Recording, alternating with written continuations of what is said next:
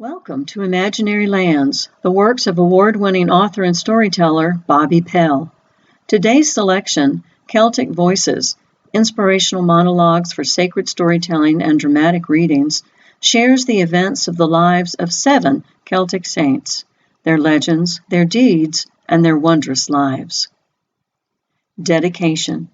This book is dedicated to my Episcopal priest, Reverend David McNair, who, after enjoying my participation in a sacred feminine service where I portrayed Mary Magdalene, asked the pregnant question, "So, do you do any other saints?" To which I replied, "Not yet, but there may be some in my future." Brendan the Navigator lived 486 to 578 AD. St. Brendan dwelled on the Dingle Peninsula along the cold Atlantic waters on the west coast of Ireland.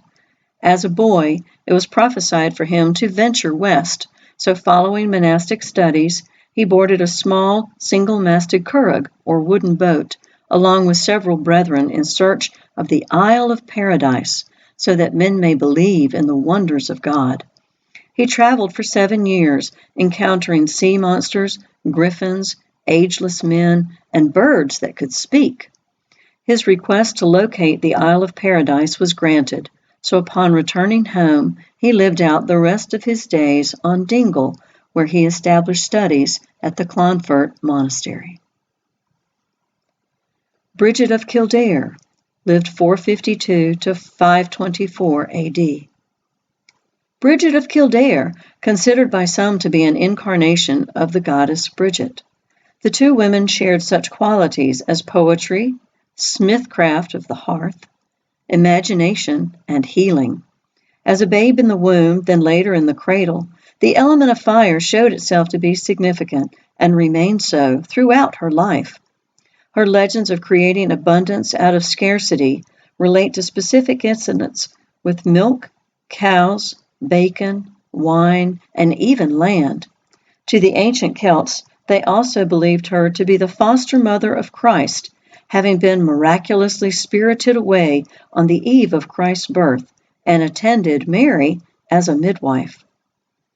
Her monastic site in Kildare, Ireland, still contains the actual fire pit where she herself attended, and until the Reformation, nuns honored this saint's passing by maintaining the flame of Bridget.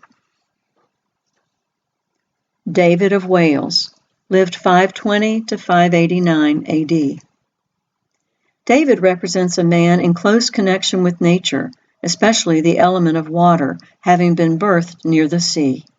His many incidents with animals showed a quiet man, one in tune with the cycles of life. He set up a monastic site under the new Benedictine rule, exhibiting a balance of study, worship, and daily chores. This setting was austere to some, yet the lack of distractions allowed the saint and his followers to delve more deeply into a singleness of devotion. Patrick, patron saint of Ireland, lived 390 to 461 AD. One of the most well-known saints, Patrick, was born in Britain, despite being claimed by Ireland in later years as its patron saint. Early childhood reveals that at age 16, Patrick was kidnapped and sold into slavery, where he served in Antrim, Ireland. He remained there for 7 years until a pathway to freedom opened. How ironic that once he completed his monastic studies, Patrick returned to Ireland with a new vision, a new mission. He established the first monastic site in Armagh and confronted even the High King Loghaire himself. It was prophesied then that the flame Patrick brought would never be put out. His miraculous strength and powers were tested against druids, kings, and pagans alike, yet his gentle spirit, relentless faith, and fierce protest to injustices won the people over to his precepts about Christ. His popularity was unparalleled.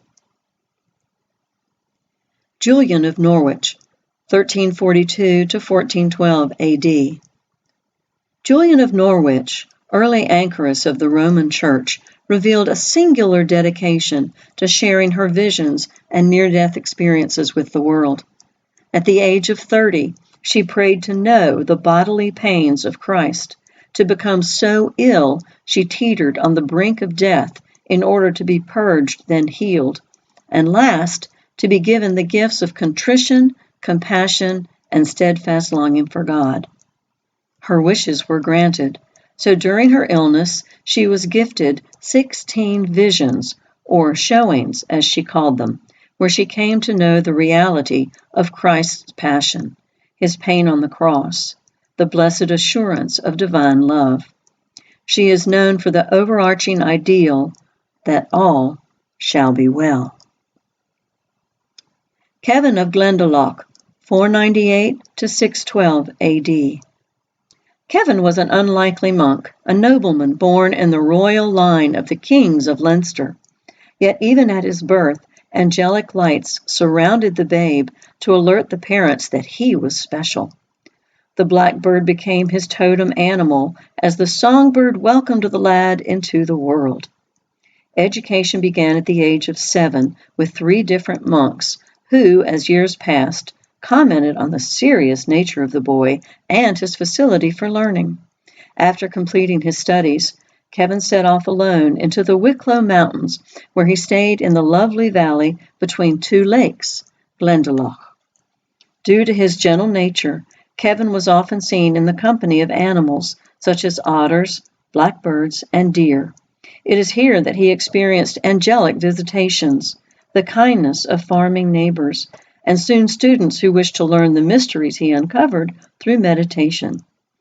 The monastic site grew, and Kieran lived in harmony with man and nature until his death at age 114.